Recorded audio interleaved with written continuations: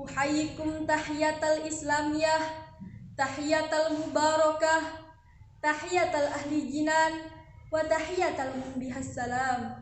Assalamualaikum warahmatullahi wabarakatuh. Alhamdulillahilladzi ja'alal Indonesia daulatan mustaqilah bi anwa'il adatil mukhtalifah walidzalika aujami'ah ukhuwah. Walaupun air mengalir begitu deras, tak sederas tetesan nikmatnya. Walaupun samudra begitu luas, tak seluas bulan purnama. Walaupun tinggi sang ibadana, tak patut kita tinggikan melainkan Allah Subhanahu wa ta'ala. Pertama-tama dan yang paling utama, marilah kita panjatkan puja dan puji syukur kehadirat yang telah menciptakan dualisme dunia, yang mana tak akan pernah bisa bertahan satu jika tak ada duanya.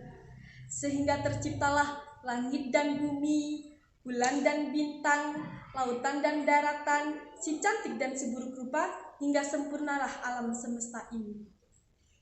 Sholawat bertangkaikan salam yang berlagatkan iman dan takwa, yang membuahkan Islam yang hakiki demi tercapainya ridho ilahi. Marilah kita menjunjung tinggi kepada Sang Presiden Dunia, Sang Penegak Keadilan, Sang Penghapus rasa dendam, dan yang sering mengerjakan sholat malam, yakni wa habibana wa rasulana Muhammad sallallahu alaihi wasallam, yang mana telah menuntun umat manusia dari kerikil-kerikil kezaliman menuju mutiara-mutiara keimanan, yakni ad-dinul Islam wal iman.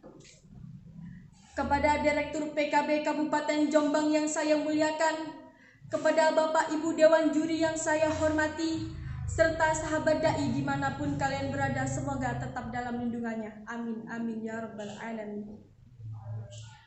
Rekan-rekanku sebangsa setanah air rahimakumullah. Alhamdulillah ala kulli halin wa nikmatin, kita dapat berpartisipasi dalam rangka lomba dai milenial ini. Dan perkenankan saya Aksalia Nur Lestari akan menyampaikan sebuah tausiah yang berjudul Mewujudkan Generasi Muda Qur'ani Demi Kejayaan NKRI. Berbicara mengenai pemuda pasti identik dengan masa muda. Masa muda merupakan masa yang penuh kekuatan setelah sebelumnya berada pada masa kelemahan, di mana untuk melihat nasib masa depan sebuah bangsa ialah dengan melihat generasi mudanya. Jika pemuda-pemudinya sehat, maka negaranya akan kuat. Jika pemuda-pemudinya berilmu, maka negaranya akan maju. Jika pemuda-pemudinya beriman, negaranya akan aman. Dan jika pemuda-pemudinya bertakwa, insya Allah negara akan jaya. Kita sebagai syubban-syubban bangsa Indonesia, sebagai generasi penerus bangsa Indonesia, sebagai calon-calon pemimpin bangsa Indonesia, kita harus bangga menjadi bagian dari warga negara Indonesia. Dengan sadar akan pendidikan kita, ingarso sung tulodo, ing madyo mangun karso, tutwuri handayani. Di depan jadi teladan, di tengah ikut membangun, dan di belakang ikut mendorong. Sehingga terciptalah pemuda-pemudi yang mampu menjunjung tinggi negara kesatuan Republik Indonesia. Betapa pentingnya peran pemuda, hingga Insinyur Soekarno berkata, "Beri aku 10 pemuda, niscaya akan kugoncangkan dunia." Oleh karena itu, ingatlah wahai saudaraku. Bismillahirrahmanirrahim. Nahnu naqussu 'alaika naba'ahum bil haqq, innahum fityatun amanu bi rabbihim wa zidnahum huda. Quran surat Al-Kahfi ayat 13, yang artinya, kami ceritakan kepadamu Muhammad kisah mereka dengan sebenarnya.